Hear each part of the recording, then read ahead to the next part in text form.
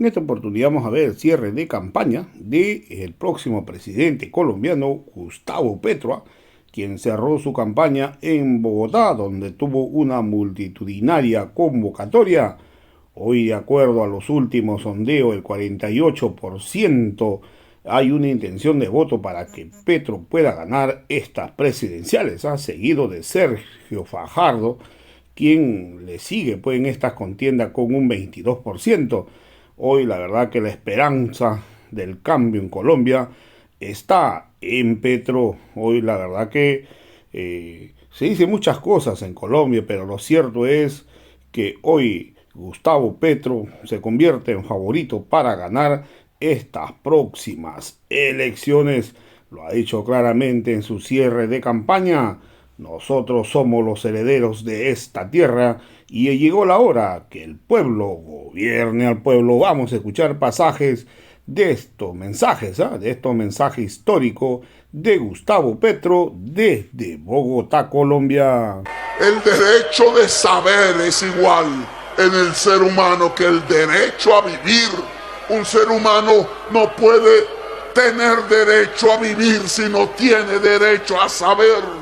Lo específicamente humano es precisamente saber, tener la cultura, el arte, lo que nos hizo humanos, lo que nos separó de los animales a los cuales tenemos que respetar precisamente porque somos humanos, es esa capacidad del saber que hoy tenemos que entregar como derecho a toda la sociedad colombiana.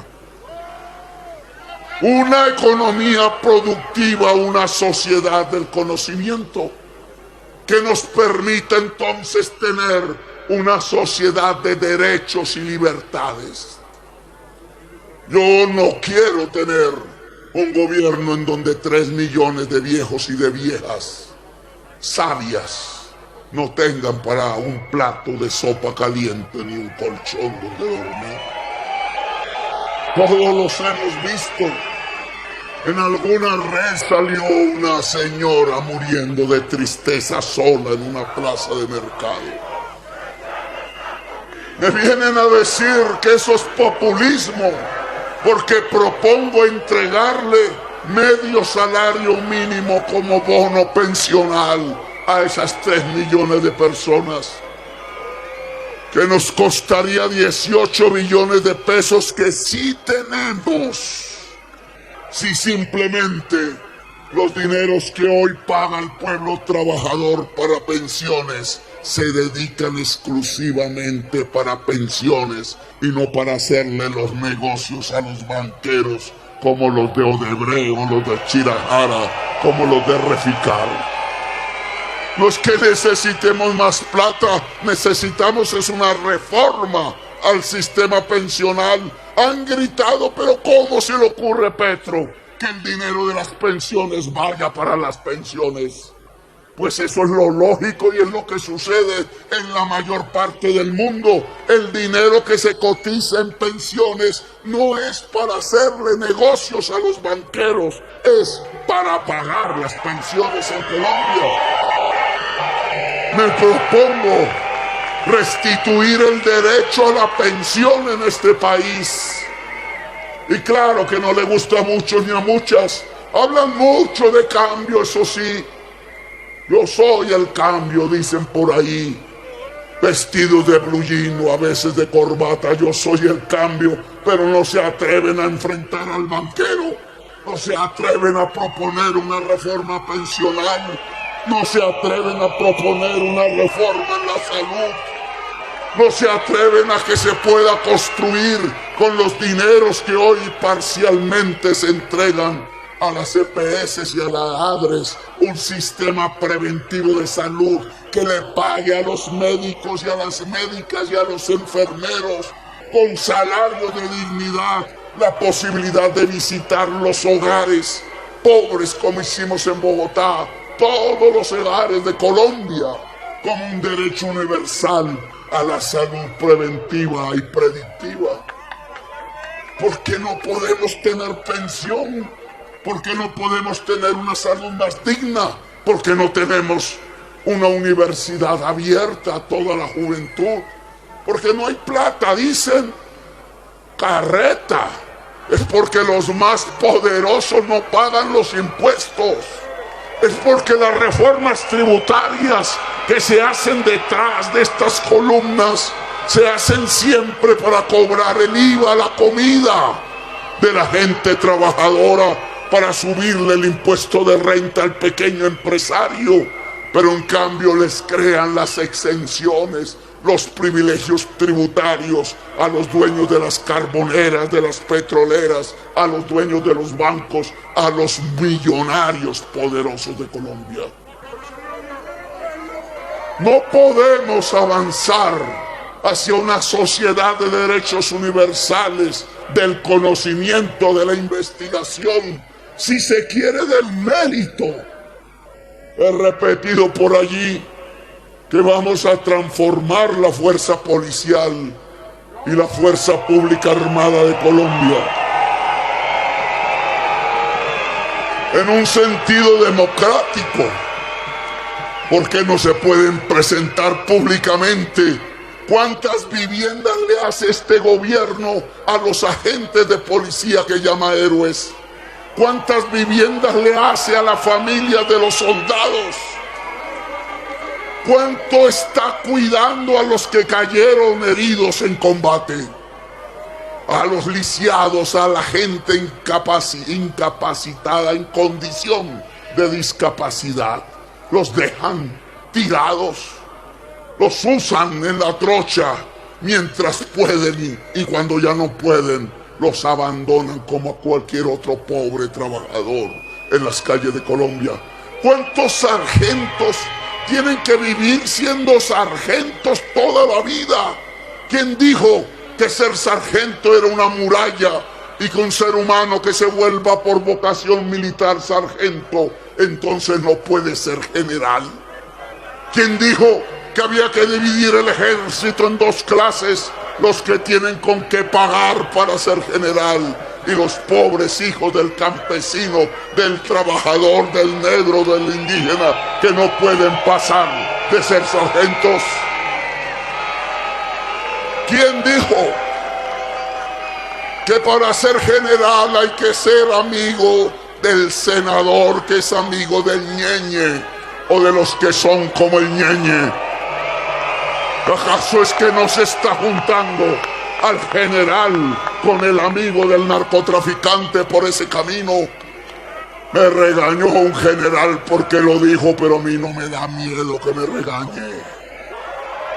Porque en mi gobierno serán generales los hombres y las mujeres que por mérito deban ser generales, y no los amigos del politiquero, ladrón y asesino, que es a su vez amigo del mafioso y el narcotraficante. Y habría que preguntarse entonces, y ya me voy alargando, tengo esa mala costumbre, quizás recordando los días que me asomaba a ese balcón.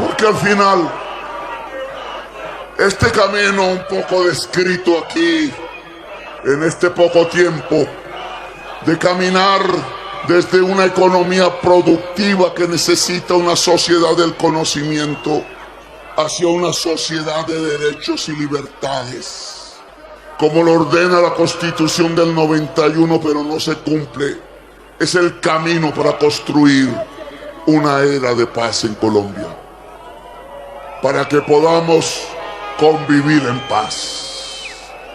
Una economía productiva, una sociedad del conocimiento, una sociedad de derechos y libertades, para construir una sociedad en paz. Ese es el programa del cambio por la vida que les proponemos. Eso es lo que hemos debatido y defendido y queremos defender hasta con nuestra propia vida y existencia.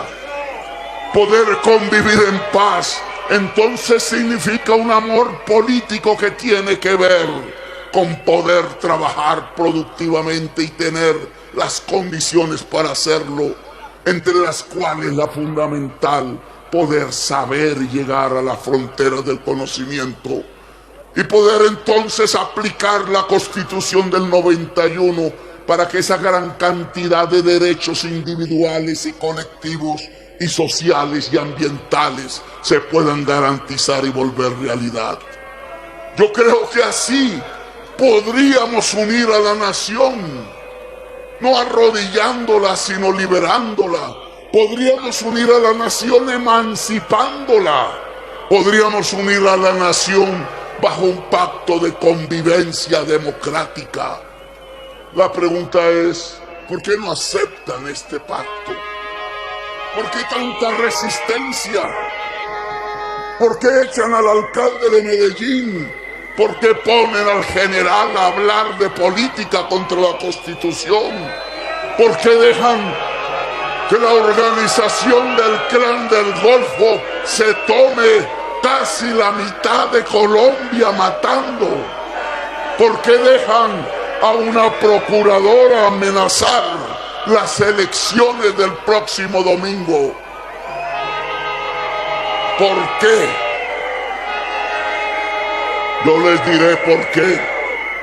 Porque ellos no están pensando en la paz. Ellos no están pensando en la nación. Ellos no están pensando mucho menos en el pueblo, ni en la producción, ni en la agricultura, ni en si producimos maíz o si la universidad llega al conjunto de la juventud, o si se crea el arte y la cultura y explota como el gran comunicador social de la paz. Ellos no están pensando en la Constitución del 91. Ellos piensan en codicia. Lo único que es su sistema de ideas, que es como no tener ideas, es la codicia. Ellos simplemente piensan robarse la nación. Lo que hay allí atrás gobernando, y me disculpan por generalizar, porque siempre hay excepciones de honor, son rateros y asesinos en el poder.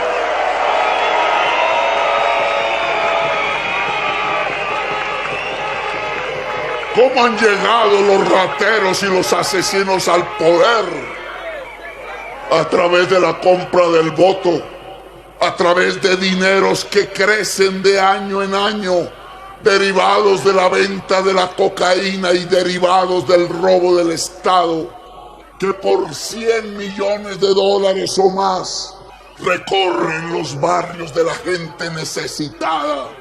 Y entonces le preguntan al señor y a la señora con hambre: oiga, le entrego estos 100,000 pesitos, estos 200,000, puede hacer un mercado, pero vote por tal. Y ese vote por tal que no conoce la señora que tiene hambre ni el señor hambriento, es el ladrón y es el asesino. Y de esa manera llega al poder.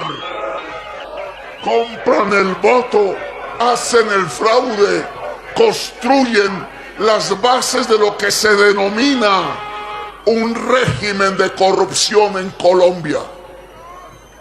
La sociedad, la economía productiva, la sociedad del conocimiento, la sociedad de derechos y libertades, la era de paz, no puede ser en Colombia porque nos gobierna un régimen de corrupción. El régimen de corrupción es el que nos condena a la violencia y a la ignorancia. Es el que nos condena al sin trabajo. Es el que prefiere sacar carbón y petróleo fácil porque llega un chorro con decenas de miles de millones de dólares que se roban. es el que sabe que puede controlar un pueblo a punta de fusiles, a punta de desapariciones, de masacres, que desata el terror para poder robar. Corrupción y violencia van de la mano. Corrupción y hambre van de la mano. Es por eso que paradójicamente en un país donde estalla la vitalidad natural, potencia de la biodiversidad mundial, se muere la gente de hambre y nuestros niños y niñas tienen desnutrición.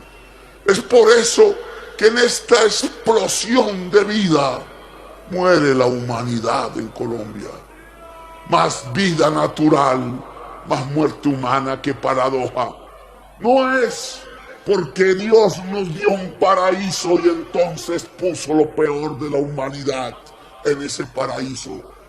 No somos lo peor de la humanidad. En nuestros genes no está la violencia. Está incluso un gran poder de creación cultural y artística. No es sino oír nuestras músicas de todas las regiones. No somos lo peor de la humanidad. Lo que nos sucede es que tenemos de lo peor de los gobiernos. Es que precisamente por tanta riqueza nacional, por tanta riqueza vital y natural, es que los codiciosos tratan a punta de violencia, de terror y de mentira, de perpetuarse en el poder para podérsela robar. Terror para dominar un pueblo, mentiras para dominar un pueblo. Hasta el millonario que dice que lucha contra la corrupción es millonario porque es corrupto. Entendámoslo bien. Hasta el que se dice que no es uribista, es uribista. Se toma los whiskies que no él y hace los negocios con sus hijos. Hasta el que dice que es el cambio, no es el cambio, porque cuando les hablan de las reformas que la sociedad necesita, dice que eso es populismo. Nosotros necesitamos y queremos salir de este abismo, de esta crisis nacional, de esta sociedad del hambre a la que nos han llevado a pesar de tanta riqueza nacional. Necesitamos derrocar el régimen de la corrupción. Esto no es de discursos ni de temores. El cambio consiste, si queremos la economía productiva, la sociedad del conocimiento, la sociedad de derechos y libertades, es decir, si queremos abrir una era de paz en Colombia, necesitamos derrocar el régimen de la corrupción. Podríamos hablar de instrumentos un tanto intelectuales para garantizar que la corrupción se arrincone. Por ejemplo, podríamos hacer lo mismo que en Guatemala, invitar al exmagistrado Iván Velázquez, que en esas oficinas de al frente trabajaba para profundizar en las investigaciones sobre la parapolítica que yo, cuando fui congresista, pude iniciar allá detrás de estas columnas. Él dirigió una comisión de justicia nombrada por las Naciones Unidas con competencia investigativa para detectar los principales hechos de corrupción producidos en un país llamado Guatemala. Yo no sé si estemos en Guatepeor, pero lo que sí sé es que si soy presidente de Colombia, le solicitaré a las Naciones Unidas la configuración de una comisión de investigación independiente de los principales hechos de corrupción en Colombia, y solicitaré que la dirija el exmagistrado Iván Velázquez, que allí irá el proceso de Odebrecht, porque fuimos la única sociedad en América Latina que no supimos a dónde fueron los sobornos por 50 millones de dólares que entregó el señor Norberto Odebrecht por quedarse con la licitación de la Ruta del Sol 2. Toda la clase política en su más alta dirigencia tuvo y se benefició de los sobornos de Odebrecht. Eso no es aquí diciendo que es que me quito el cinturón para darle fuete a los corruptos.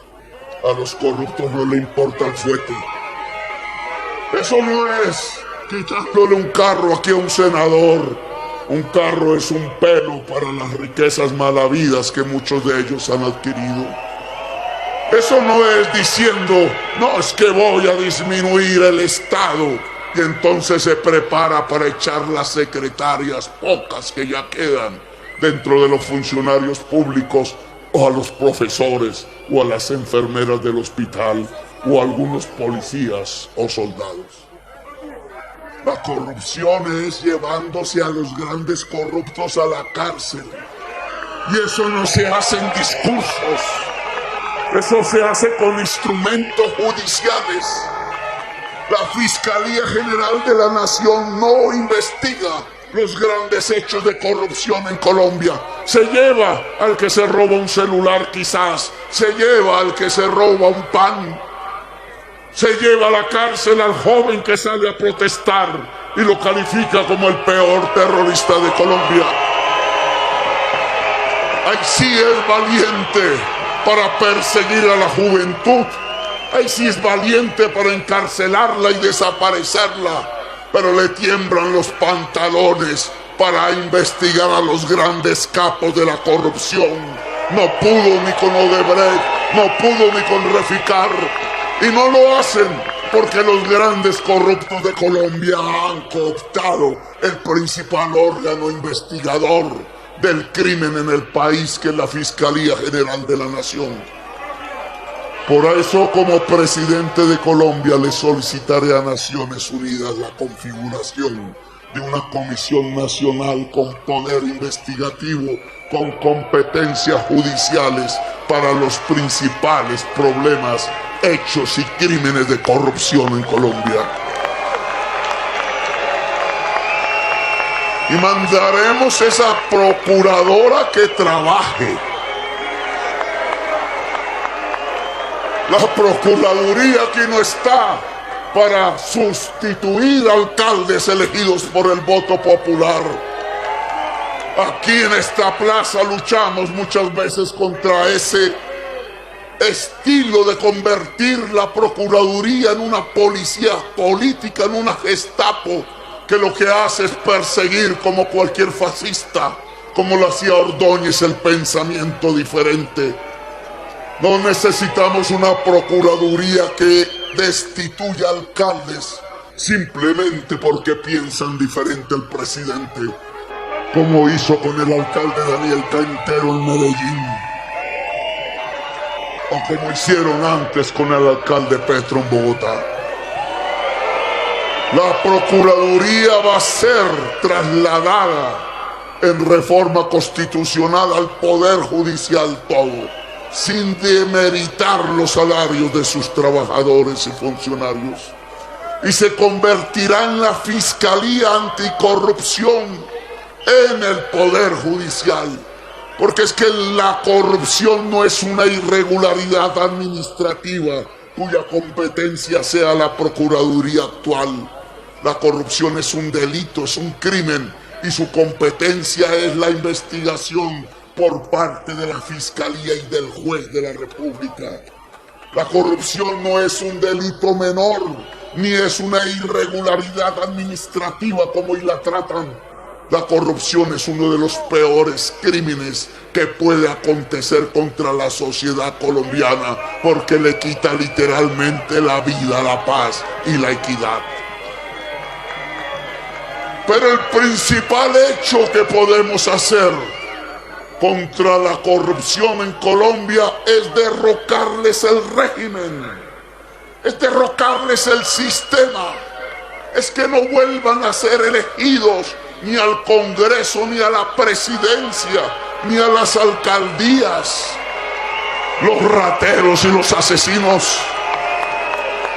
Si es que todos aquí sabemos que la política en Colombia se degradó a un punto en donde hay una alianza entre el crimen y la política, entre la organización multicrimen y el poder.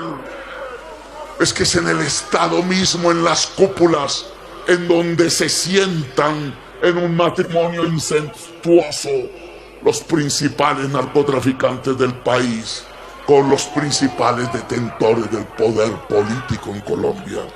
El senador se abraza con el narco, generales se abrazan con el narco, presidentes se abrazan con el narco y son financiados por el narco.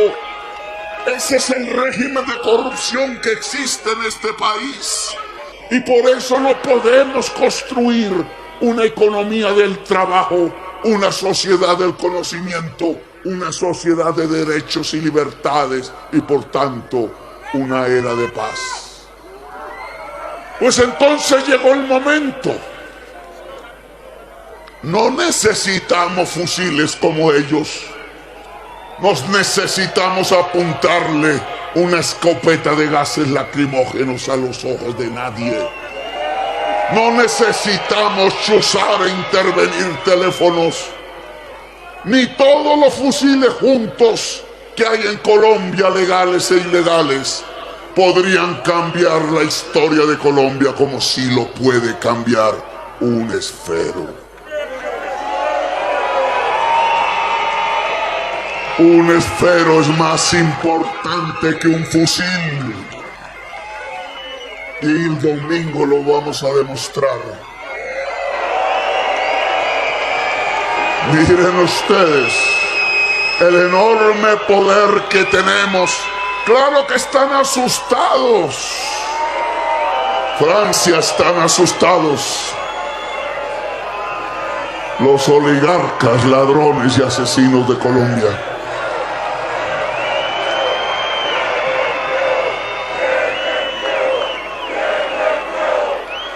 Están asustados no porque nos vayamos a vengar. En nuestro corazón no existe ni la venganza ni el odio, ni les vamos a hacer lo que nos hicieron. No iríamos a una era de paz. Gobernaremos para quienes votan por nosotros y para quienes no votan por nosotros. Los alcaldes uribistas que hay y que coincidirán con mi gobierno encontrarán en mis oficinas calor, propósito común, cordialidad y afecto. No echaremos a un uribista por ser uribista. No haremos tribunales de la Inquisición como Robespierre. No haremos examen de pureza, ni racial, ni ideológica, ni nada por el estilo.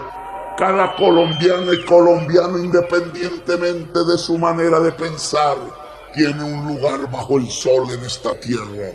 Tiene derecho a una vida digna. Nos temen no por eso. Nos temen porque los vamos a sacar del poder. Porque llegó el momento de que los herederos de los esclavos y de los siervos y de las siervas gobiernen hoy a Colombia.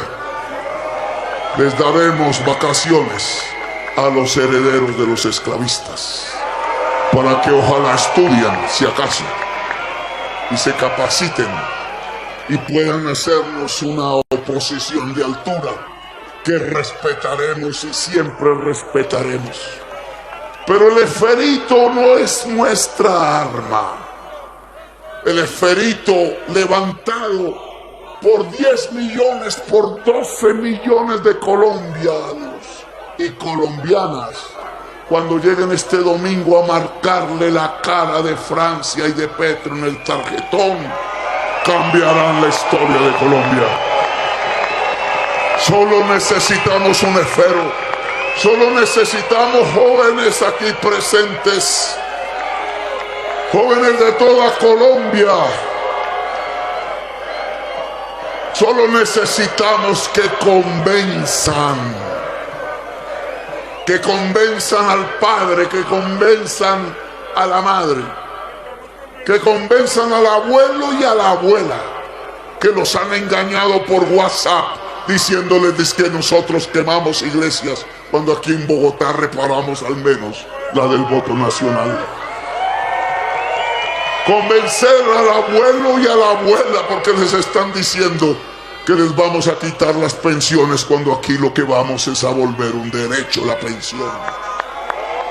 Que convenzan al abuelo y a la abuela y al padre y a la madre, porque les han dicho que nosotros vamos a volver a Colombia como Venezuela, cuando ya volvieron a Colombia como Venezuela. ¿O no matan aquí jóvenes cuando salen a protestar? ¿O no hay un pueblo con hambre? ¿O miren los precios en el supermercado? ¿O no se cayó el peso colombiano? ¿O no están concentrando el poder? ¿O qué hace la procuradora destituyendo alcaldes porque piensan diferentes? No hacen igual al otro lado de la frontera. Con la crítica, aquí están haciendo incluso cosas peores, porque mataron 6.402 jóvenes para hacerlos presentar como guerrilleros. No hay nada más parecido a Maduro que Duque. Hasta incapacidad intelectual. Así que vamos a volver a Colombia como Venezuela. Ya nos volvieron a Colombia como Venezuela. Yo creo que ya están diciendo en Venezuela que ojalá no se conviertan como Colombia. Que vamos a expropiar al taxista y al de la señora del salón de belleza. No, señores, les vamos a quitar el gota a gota para que no le cobren el 20% diario de interés. Y se puede hacer un sistema público, bancario y cooperativo que le lleve crédito a la economía popular para potenciarla. Necesitamos jóvenes que convenzan al padre, a la madre, al abuelo, a la abuela, al vecino, al barrio, al que todavía tiene dudas, al que está ya pensando en la pobreza, votar por el millonario, como los millonarios aquí hubieran cuidado de los pobres y de la pobreza. Votar por el que dice: uy, qué delicia el hombrecito aquel que me paga durante 15 años la hipoteca. Lo que vamos es a cambiar el sistema hipotecario colombiano para que la tasa de interés de que quiera comprar una vivienda sea barata y no se convierta en delicia el esclavizar a una persona pagando deudas para enriquecer a los millonarios que ahora quieren ser presidentes. Pobres votando por millonarios, clases medias votando por terratenientes. Están suicidando el país. Lo que aquí hay que votar es por el pueblo. El cambio consiste en que ahora el pueblo tenga el gobierno, tenga el poder. Millones de ceros, jóvenes, pueblo trabajador, mujeres. Millones de esferos es nuestra arma y los estamos asustando con los esferos, con las palabras, con los libros, con la promesa de universidad. Millones de esferos con la familia junta. La cerveza es para después de las elecciones. La parranda es para después. Les prometo que haremos una enorme parranda popular en todas las plazas públicas de Colombia. Pero después de votar, ir a votar con alegría, con tranquilidad, cantando con el corazón, con el alma, todos juntos, mucha tranquilidad, y usar y levantar ese esfero. Díganle a los jurados: te vamos a cuidar los votos con este esfero. Pidan el tarjetón y con ese esfero marquen esa X sobre la cara de Petro y de Francia, y cambiemos la historia de Colombia. Hagamos del 29 de mayo, el próximo domingo, un grito de libertad, como allá en esa esquina alguna vez el pueblo bogotano lo hizo. Gritemos libertad sin miedo, sin mentiras, sin temor. Libertad, libertad, libertad.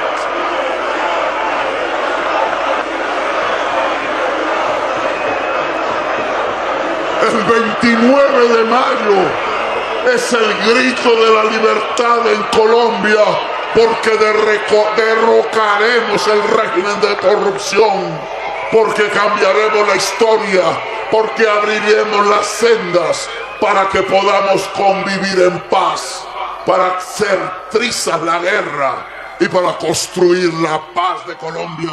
Grito de libertad, de autonomía, de decisión, de un pueblo que ha decidido emanciparse, de un pueblo que ha decidido que los derechos y las libertades no son solamente palabras escritas en una constitución, sino que tienen que ser realidad cotidiana de las existencias de cada persona que habita el territorio nacional. Grito de libertad el 29 de mayo desde esta plaza de Bolívar a toda Colombia, a su mundo campesino, a su mundo urbano, a los hombres, a las mujeres, a los viejos sabios, a las viejas sabias, a los jóvenes, a las jóvenes que hoy tienen que ponerse en la primera línea de la transformación de la historia de Colombia. Este 29M es el grito de la libertad de Colombia, sin miedo, sin temor, con alegría, con todas las músicas de Colombia, con decisión. Escribamos esta nueva página en blanco de la libertad, de la nación colombiana, del pueblo que dice en Bogotá, que le pide y le solicita a todo el pueblo de Colombia ser pueblo libre y digno, ser pueblo libre y digno para construir la Colombia que nos merecemos. ¡Que viva Bogotá humana! ¡Que viva la Bogotá humana! Bogotá, te quiero mucho. ¡Que viva Colombia, potencia mundial de la vida! Se llama Francia Márquez y quiero que sea su vicepresidenta.